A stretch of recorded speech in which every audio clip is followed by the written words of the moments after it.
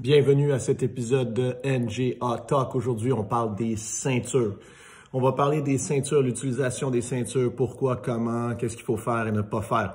Donc, je suis en train de lire un livre de Stuart McGill qui est une sommité dans le monde au niveau de l'entraînement d'un dos fort et le retour aux blessures ou le traitement des gens qui ont des maux de dos chroniques. Il s'appelle Stuart McGill. Son livre, c'est Ultimate Back Fitness. Si ça vous intéresse, allez voir les références. C'est très intéressant.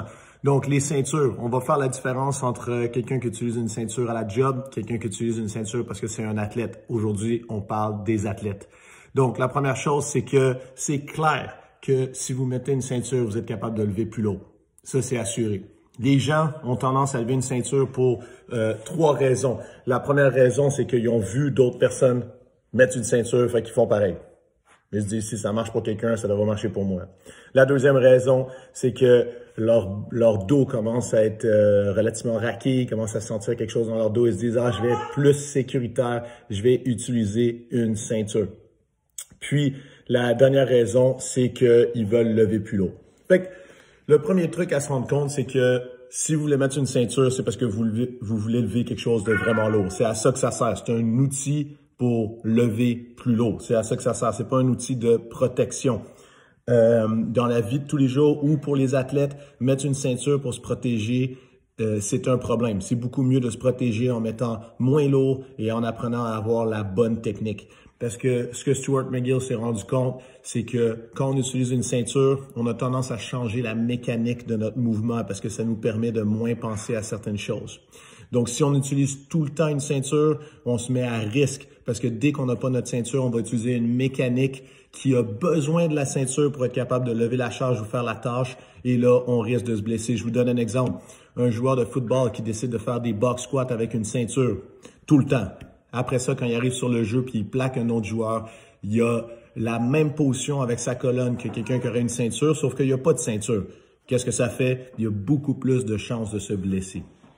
Maintenant, il faut savoir quelques risques avec la ceinture. C'est que comme ça nous permet de lever beaucoup plus lourd, la technique devient encore plus importante, ce qui fait que même si on a une ceinture, quand on arrive à des charges énormes, eh bien, on n'est pas protégé. Il faut savoir qu'il faut être encore plus focus, il y a encore plus de charge, de compression, de potentiellement torque, de shear sur notre colonne, ce qui veut dire qu'il faut qu'on soit encore mieux placé avec la ceinture, ce que ça nous permet d'aller un peu plus loin, mais ça vient avec des plus grands risques.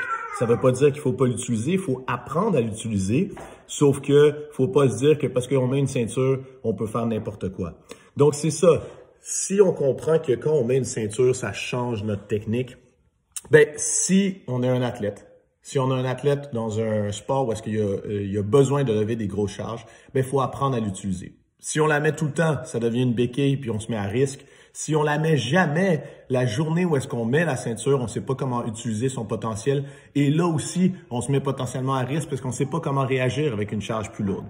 Donc, le consensus ou le conseil de Coach Matt, ça pourrait être d'avoir des périodes où est-ce qu'on met une ceinture pour apprendre à l'utiliser, apprendre à bloquer sa respiration, à pousser contre la ceinture, apprendre à voir c'est quoi le feel de lever quand on a une ceinture, avoir le feel de qu'est-ce que c'est de mettre, exemple, un back squat ou un deadlift un petit peu plus lourd qu'on est habitué avec la ceinture. Puis, il faut qu'on ait des périodes où est-ce qu'on décide que non, on n'utilise pas la ceinture, on essaie d'améliorer sa technique. Quand est-ce qu'on sait c'est quelle méthode qu'on devrait utiliser? Est-ce que je suis rendu à essayer d'utiliser ma ceinture ou est-ce que je suis rendu à utiliser, améliorer ma technique? Eh bien, il va falloir essayer de faire un test. Il va falloir essayer de voir c'est quoi la différence entre mon max avec une ceinture et sans ceinture. Si la différence est minime, exemple, je fais un back squat, j'ai 405 livres sans ceinture, j'ai 410 livres avec une ceinture ou même le même poids. Ben, c'est le temps d'apprendre à utiliser une ceinture. Vous pouvez aller chercher des livres en plus. Vous pouvez apprendre une méthode qui vous permet de charger ou surcharger votre corps un petit peu plus. Encore une fois, on parle d'un athlète qui a besoin de devenir plus fort parce que les risques deviennent plus grands. Donc, il faut que ça vaille la peine pour son sport.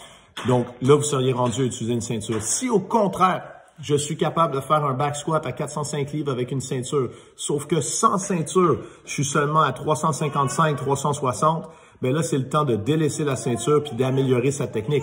Parce que quand on a une grosse différence entre son max avec une ceinture et sans ceinture, ça veut dire que ce qui nous hold back, ce qui nous empêche de s'améliorer, mais c'est la technique. Ça veut dire que notre courbe lombaire est pas parfaitement neutre. On a un problème de positionnement que la ceinture vient pallier. Et là, c'est là qu'on dit que la ceinture devient une béquille. Donc, c'est un indicateur que ça serait le temps de travailler un petit peu sans la ceinture.